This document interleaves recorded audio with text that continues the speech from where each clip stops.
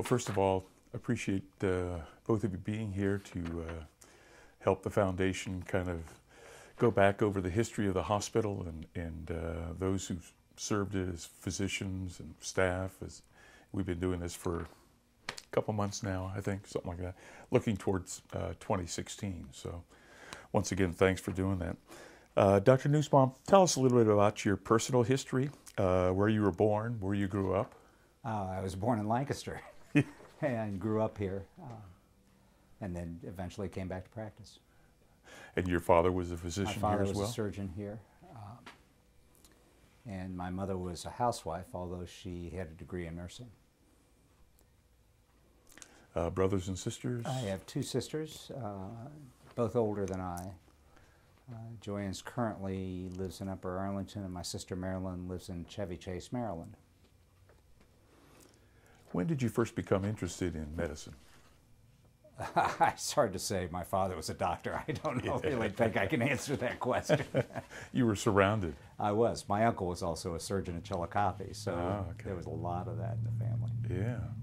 Yeah. So you don't. There wasn't a time where. And no light bulb went off. You know, what about surgery specifically? Was there? As I say, my dad was a surgeon, and what I found for me was that the small child in me always liked surgery because you took care of somebody acutely then for several months and then moved on, as opposed to the internists who take care of them forever. Exactly. What about education-wise? Went to public schools in Lancaster. My undergraduate work was at Yale, and then I went back to Ohio State for medical school and stayed there for another 5 years in postgraduate training in surgery. And graduated when? I graduated from college in '63, medical school in '67, finished my residency in '72. Have you seen in your career, and I know you're retired now, but in your career, the changes since you left medical school to going on to practice? Oh, I think absolutely. I think I could give you a couple examples. When I first came back here to practice, the old hospital on Ewing Street was the hospital. And I can remember writing an order that one of my postoperative patients could take a shower, and the nurse just looked at me and said, "Where do you think they're going to do that?" Because there wasn't a shower in the hospital. And then shortly after that, we moved. The new hospital was completed, and I think the biggest shock to me was in what was a combined coronary care unit ICU on the 3rd floor at that time. It was better equipped than the surgical ICU had been at University Hospital when I was a resident. And also, interestingly enough, the entire, I think, 8-bed ICU was equipped for about the cost of one of the beds in the surgical ICU, and it was all changed. Things had changed to transistors. Things had become much more electronic and more easily done. So in effect, the ways to take care of patients, monitor patients in particular, was as good here as it was in any hospital in the country at that time. And I think that allowed a lot of procedures, a lot of care to be delivered here that even 10 years before could never have been done here. Mm. And that change, of course, has gone on. The hospital has expanded its services, it's expanded the types of patients that they care for, and that is a spectrum which has continued over the last 30-some-odd years. And that's allowed community hospitals like Lancaster or other similar communities to provide much more sophisticated care, much more complicated care for people than they could have when I started practice. Hmm. So the last time you've been in the hospital, you've seen tons of changes? Yes, lots of changes. And most of those changes are technological in nature. And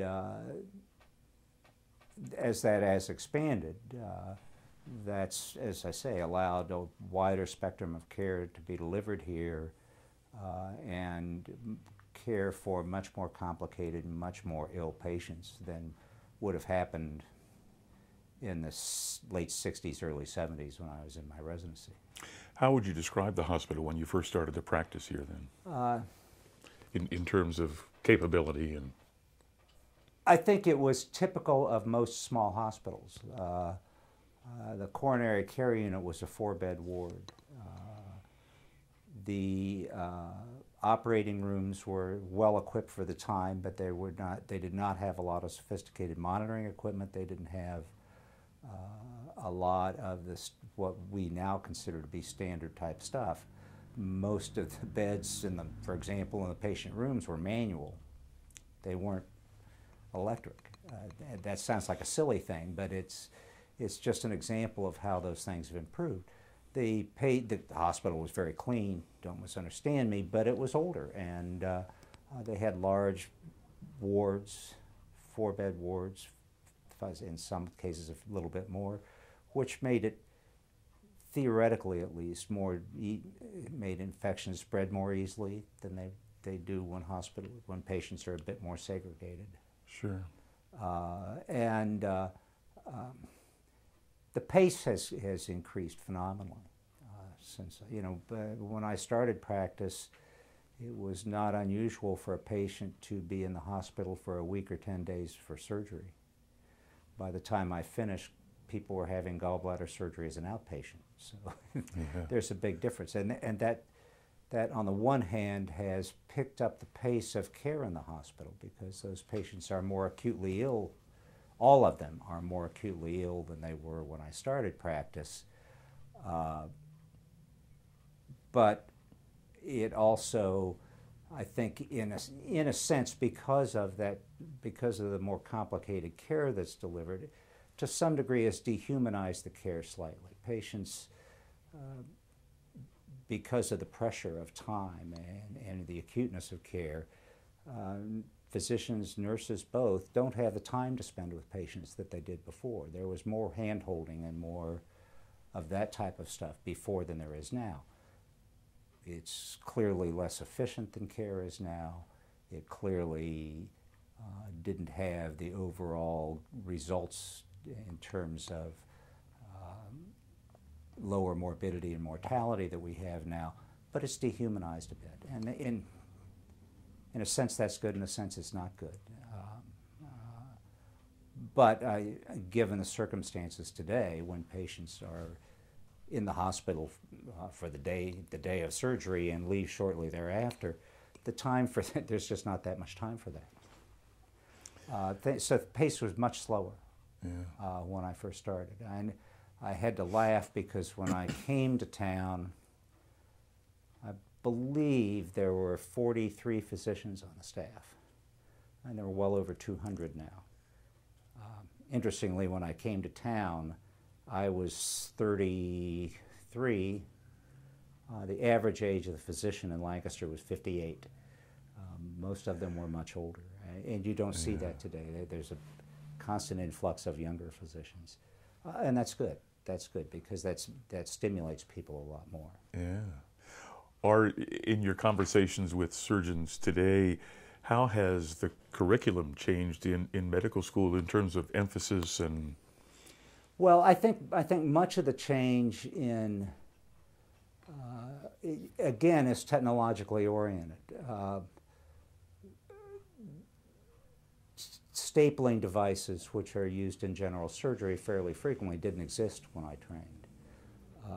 A lot of the more complicated types of vascular prostheses didn't exist when I began my training, and so you've seen that evolution.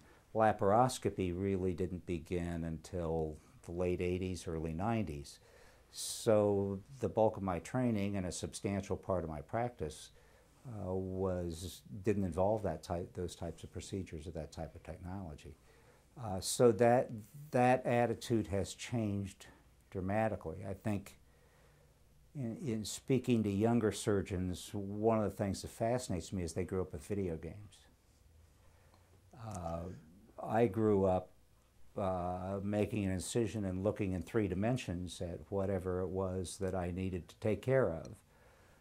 But what much of surgery done now laparoscopically is really 2-dimensional, because you're looking at a TV screen. And in starting to do that myself, it was a big transition, because you're used to looking in 3 dimensions and now you have to interpret in 2 dimensions. Younger surgeons, because they grew up in a more technologically complex environment, make that transition much more easily.